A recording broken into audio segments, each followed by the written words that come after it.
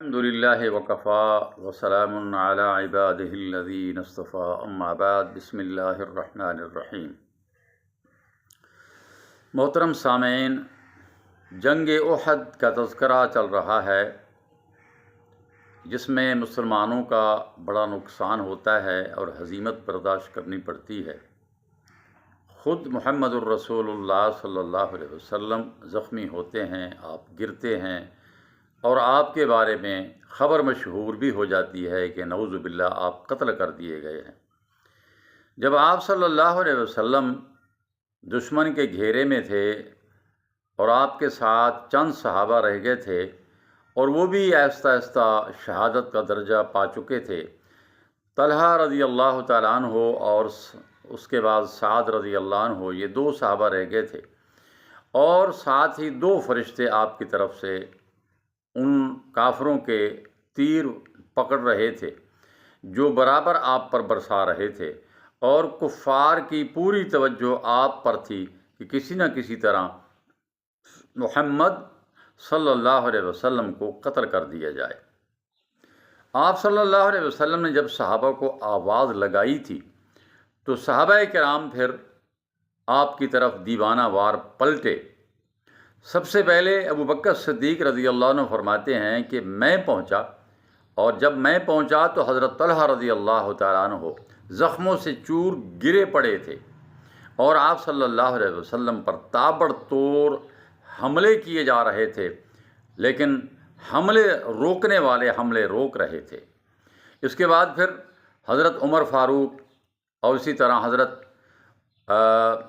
قتادہ، حضرت عمیر اور حضرت حاتب بن ابی بلتع اور اسی طرح حضرت مالک بن سنان، سہل بن حنیف رضی اللہ تعالی عنہ، یہ تقریباً 10 صحابہ کرام تھوڑی دیر میں آپ صلی اللہ علیہ وسلم کے گرد جمع ہو گئے اور آپ کی طرف سے یہ کفار کا جواب دینے لگے۔ اس وقت آپ صلی اللہ علیہ وسلم کے خود کی کڑیاں جو تھیں وہ آپ کے چہرہ انور کے اندر دھنس چکی تھیں۔ ابو بکر صدیق رضی اللہ تعالی عنہ نے نکالنے کی کوشش کی تو ابو عبیدہ بن جراح رضی اللہ تعالیٰ عنہ نے کہا کہ مجھے نکالنے دے، جو اس طرح دوڑ کر رسول اللہ صلی اللہ علیہ وسلم کے پاس پہنچے تھے جیسے کہ پرندہ اڑ کر آتا ہے۔ اس نے اپنے منہ سے آپ صلی اللہ علیہ وسلم کے چہرہ انور سے کڑی نکالی، ایک کڑی نکلی، ابھی دوسری باقی تھی۔ ابو بکر صدیق رضی اللہ تعالیٰ عنہ نے دوسری کڑی نکالنے کے لیے کوشش کی تو ابو عبیدہ بن جراح نے پھر اللہ کا واسطہ دیا کہ نہیں، مجھے نکالنے دے۔ تو اس طرح آہستہ آہستہ انہوں نے دونوں کڑیاں آپ صلی اللہ علیہ وسلم کے جو چہرے پر جم چکی تھیں وہ نکال لیں اور آپ صلی اللہ علیہ وسلم کے چہرے سے خون بھی نکل آیا۔ تو میرے بھائیو، یہ بڑا ایک عجیب واقعہ ہے اور بڑی ایک دردناک کہانی ہے اور بڑا دردناک یہ واقعہ جو احد کے میدان میں پیش آیا۔ اب ہم دیکھیں کہ رسول اللہ صلی اللہ علیہ وسلم اور صحابہ کرام یہ کیوں اتنی قربانی دے رہے ہیں؟ محض اس لیے کہ اللہ تعالیٰ کا دین قائم کرنا ہے۔ ہمیں بھی یہی حکم ہے اور یہی حکم ہر ایک مسلمان کو ہے۔ دنیا میں اگر ہم آئے ہیں اور اللہ تعالیٰ نے ہمیں بھیجا ہے تو صرف اور صرف مین مقصد کیا ہے؟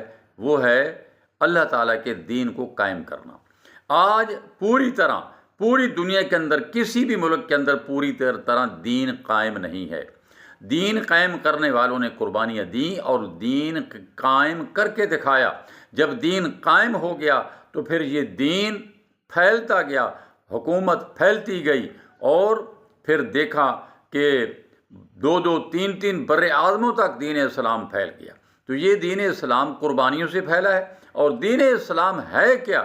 یہ سلامتی والا دین ہے کہ دنیا کے اندر امن و سلامتی ہو اور دین اسلام پوری طرح آب و تاب کے ساتھ یہ دنیا پر قائم رہے۔ اللہ تعالیٰ مجھے اور آپ سب کو دین اسلام پر قائم رکھے، آمین۔ وما علینا الا البلاغ۔